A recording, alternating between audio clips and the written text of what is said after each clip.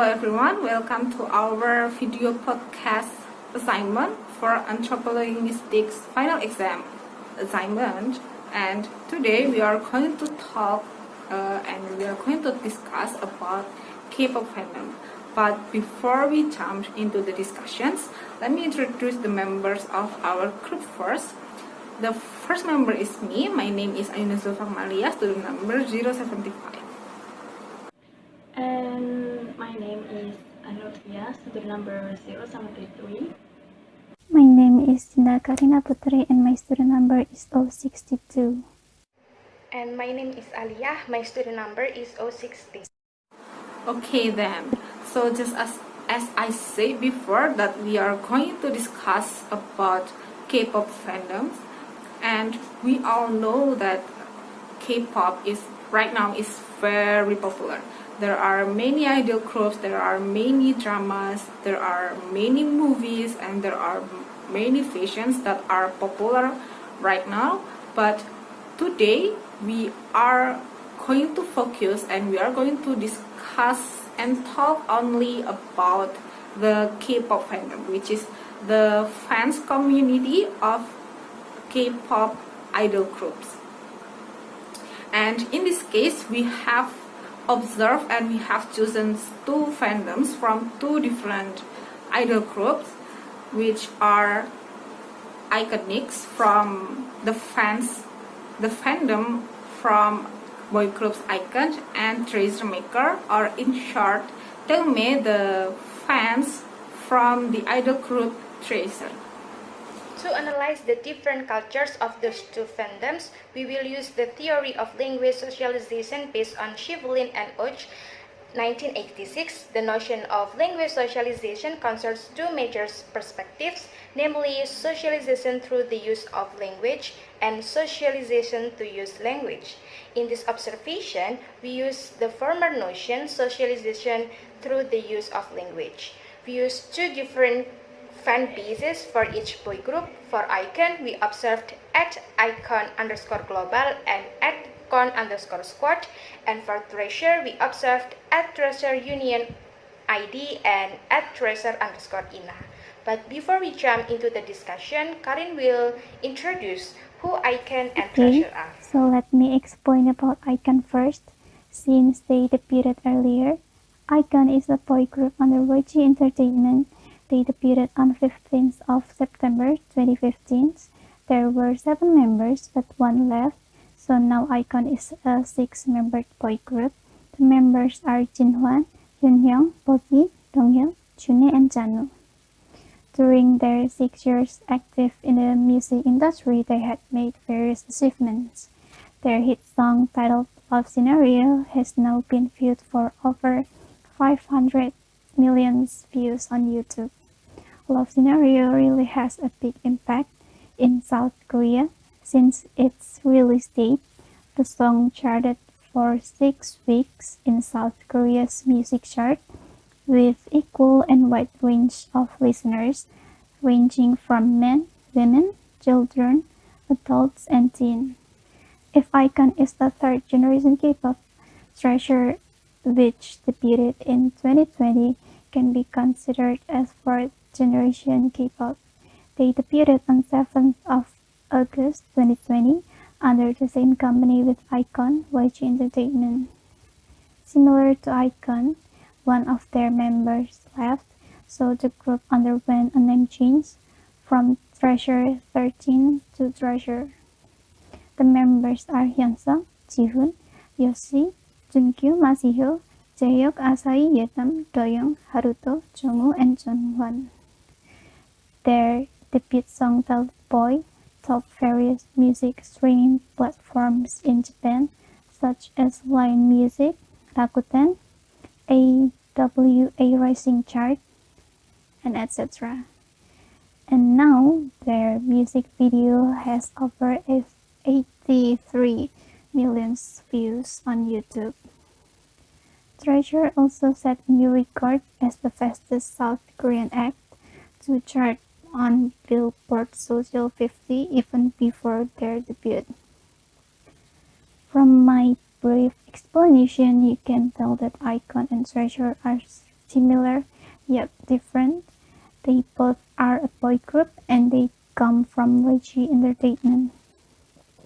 But since they belong to different generations of K-pop, we are intrigued to observe the different cultures between iKON's fandom iKONIC and Treasure's fandom Treasure Maker or Teume. The significant cultures in K-pop fandoms nowadays are streaming, music video, and voting, right? But what is streaming and what is voting? What is the importance of streaming and voting for these idol groups until it is needed to be socialized? As far as I know, streaming and voting is really important for music charts and awards, but I don't really understand and I don't really know about this matter in details because I have never got into fandom culture deeply and I have never cared about this matter before. So maybe our friends Aning and Alia can answer these questions in detail. So from what I have read before in Cambridge Dictionary, streaming is like the activity of listening to music or watching a video through mobile phone or computer or etc. directly from the internet rather than download it and saving it first. So the activity of streaming in K-pop has been done since like the second generation of K-pop, but in that era, the streaming can only be conducted through the Korean music platform such as Melon, Flow, Bugs, Genie, and etc. And also, actually, the streaming through YouTube or the music video on YouTube is already exists back then, but it is not really happening at that time. It is not really important as now. Right. At that time, streaming was not as hard or important or massive as today. Nonetheless, streaming has always been an important part of the K-pop industry. It is because K-pop has system chart every week. This chart is to measure the success of group or musician when they release a song, so that fans will stream to increase the ranking of their idol song. The growth of the internet along with K-pop communities might be the reasons streaming practice became so massive that some new cultures in K-pop emerged. One of the new culture is streaming parties. It happens when the idol has released their new song, or they call it a comeback or debut. Before they hold the streaming parties, they need to educate all the fans how to stream properly. It is important because when they do it wrong, the streaming they do will not be counted. So that's why there are many fans who make a fan page on social media. They want to socialize their newbies. Fans who just join the fandom can learn how to stream and vote to boost their idol's music chart. I'm actually impressed with their dedication. Oh, so that is why. I'm sorry because I have been kind of social distancing from K-pop fandom for a while, and when I came back there are so many changes happen in the K-pop fandoms. And then could you explain about the culture from each fandom that we have chosen? The fandom of iKONIC and the fandom of Treasure Teume. Maybe we can start from the older idol groups, iKONICs maybe. Okay, first of all, before we talk about each fandom specifically, I will talk about their similarities first. So, number one, they both using Twitter as their main social media. It is because Twitter has a wider or more global audience than the other social media, and Twitter is also more efficient since the streaming and voting link that attach to the tweet can be clicked directly from the application. And also Twitter has the trending hashtag feature, So like if the fans use many hashtags of the idol, it will show up in the trending list.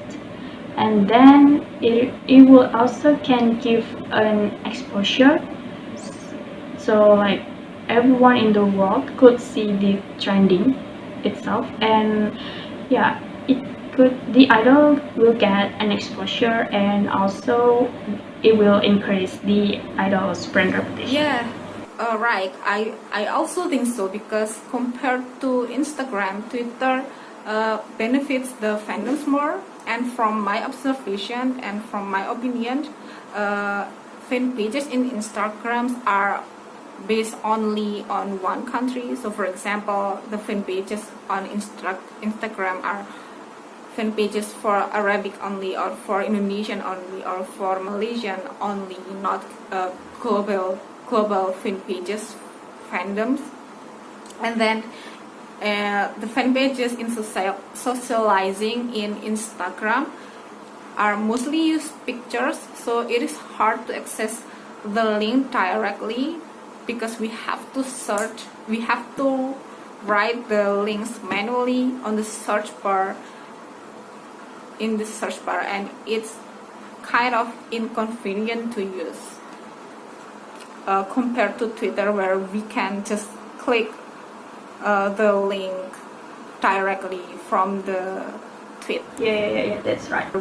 Okay, so let's just move on the next similarities, which is fandoms make posts on how to stream properly and to vote on various voting applications. And they also reported the development of the number of the views by tweeting it constantly. And the last similarity is that both fandoms make some projects to encourage the member of the fandom itself to stream and vote harder. About that last similarity, I found some of their projects on Twitter. iKONIC and team may have different kinds of projects. In an icon fan base with 284,000 followers called Icon Global, they created a game between themselves where they are grouped into teams and they do a kind of streaming party. They even have their own hashtags called King Kong Battle. Meanwhile, in Teume fandom, the fan bases such as Treasure Union ID and Treasure Ina held a giveaway. That's very interesting. Now, since we already have some ideas about both fandoms, let's talk about language socialization. From the language or caption of the post, both iKONIC and Treasure Maker use directive and eliciting as their socialization strategies. Directives mean giving instruction. For example, iKONIC fanbase at @con_squad wrote, "We are encouraging you all to participate in the K-pop idol ranking instead of the Soul Pass ad for the following reasons." And for Treasure Maker fanbase at treasure_ina wrote, "Treasure Makers, don't forget to vote and stream for @Treasure members today. Thank you. Have a great weekend." So, meanwhile, eliciting in here is like the fanbase explaining to the fandoms why streaming is important, or what music video or music chart they should focus on. For instance, the Treasure Maker fanbase wrote, "Come back, ntar dulu lah. Fokusin boy dulu yuk, sekalian latihan streaming 100 MB salah sebelum anniversary." And the Icon fanbase wrote, "iKONIC mass streaming yuk, apresiasi Bobby yang udah kerja keras demi Lucky Mine, YYY Kingdom tanpa jeda. Stream YYY juga.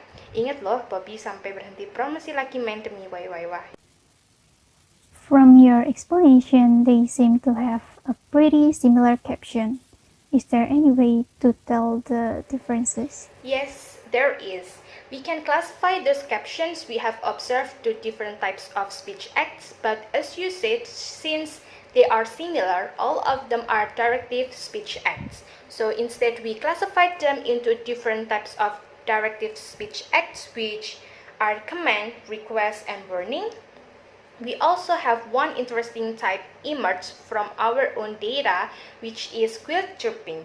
They use quilt chirping by mentioning the idol's hard work to tell the fans they need to pay back their work. The results show that Treasure Maker mostly used comments with the percentage 50%, followed by quilt chirping, warning, and request consecutively. On the other hand, iKONIC used the same amount of requests, quilt chirpings, and comments as their most used directive, and warning as the least used. Wow, actually, I'm surprised that treasure makers mostly use comment in their socialization.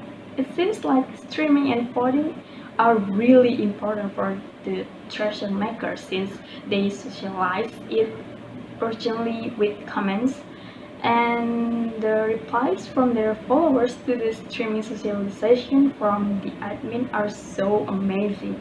They are really ambitious to get more views. Just wow. Yeah, from those analysis of captions, it showed how the two fandoms see the cultures of streaming and voting differently.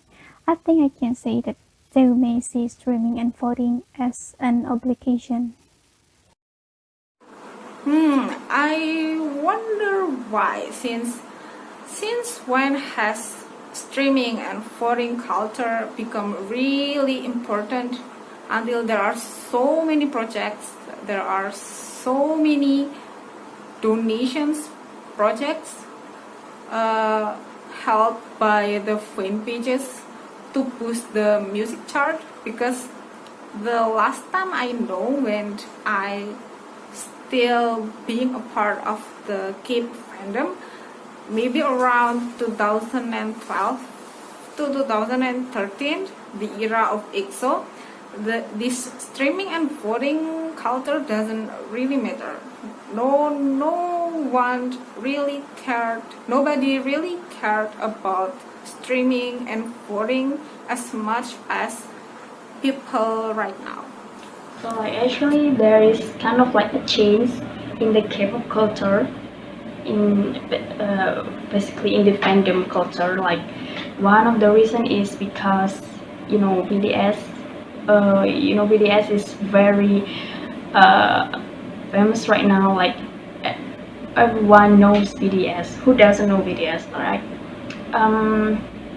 Today's K-pop fandom like see the number of views as their everything because of BTS itself. Like BTS has set the standard high because of they have a lot of viewers, because it is because their fans are so big. There's so huge number of their BTS fandom, and that's why they has a lot of viewers of their music video, and most of them are about to get 1 billion, if I'm not mistaken, and then that's why nowadays viewers is really important. The viewers of the music video is really important. And if you look at the number of views in the past music videos and recent music videos, like the difference is really big.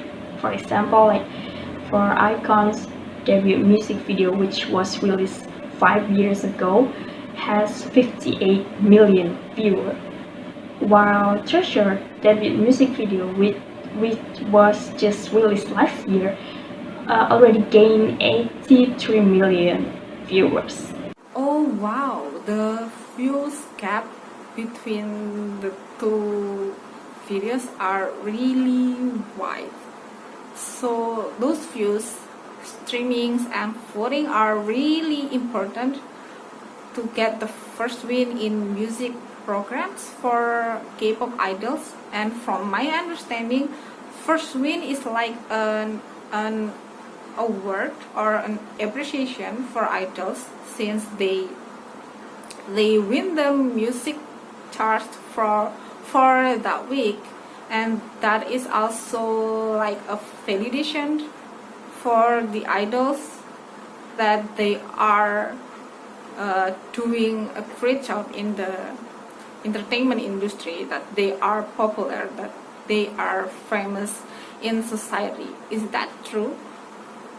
Yes, that is why many fans are working hard to get their idol a first win by doing this streaming and voting. Then, have iKON and Treasure already got their first music show win? Yeah, iKONIC got their first win in 2015 with their debut song called My Type.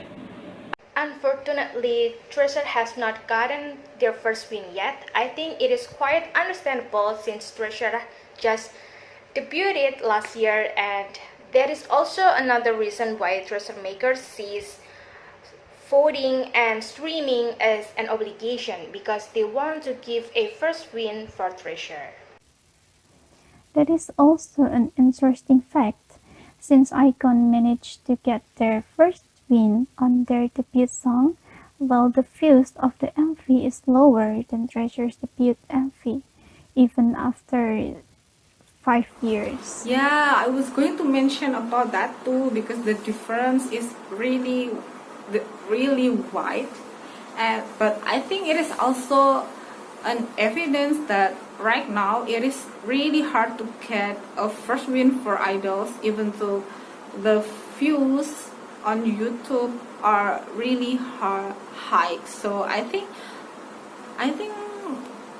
yeah, no wonder that K-pop fandom in this generation are working hard to stream and to vote for their idols, to support their idols, I mean. To conclude this discussion, streaming and voting culture is really important for every K-pop fandom to increase the music chart.